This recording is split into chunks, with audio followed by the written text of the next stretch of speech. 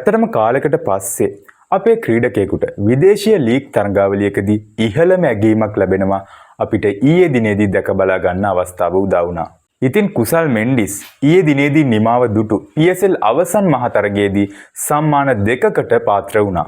ඒ අනුව ඔහුට මෙවර PSL තරඟාවලියේ හොඳම කඩුළු රකින්නාට හිමි සම්මානයත් අවසන් මහතරගයේදී හොඳම පන්දු රැකීමට හිමි සම්මානයත් හිමි වුණා.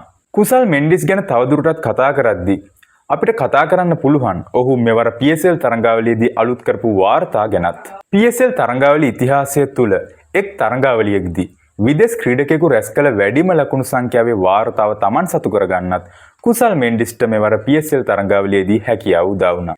මෙවර තරඟාවලියේදී ඉනිම් 11කට ක්‍රීඩා කරපු කුසල් මෙන්ඩිස්ට හැකියාව ලැබුණා එහිදී ලකුණු 550ක් රැස් කරන්න. මෙවර තරඟාවලියේ වැඩිම ලකුණු ලාභියා වීමට තිබූ අවස්ථාව කුසල් මෙන්ඩිස්ට මගහැරී ගියේ ලකුණු 39කින්. කුමා සංගක්කාර අභිබවා යමින් PSL තරඟාවලිය ඉතිහාසයේ වැඩිම ලකුණු රැස් කරපු ශ්‍රී ලංකා පිතිකරුවාගේ වාර්තාව Taman සතු කර ගැනීමටත් කුසල් මෙන්ඩිස්ට මෙවර තරඟාවලියේදී අවකාශය උදා වුණා. ඒ වගේම කුසල් මෙන්ඩිස්ට හැකියාව ලැබුණා PSL තරඟාවලිය ඉතිහාසයේ ශ්‍රී ලංකා පිතිකරුවෙකු ඉනිමකදී රැස් කර වැඩිම ලකුණු සංඛ්‍යාවේ වාර්තාවත් අලුත් කරන්න.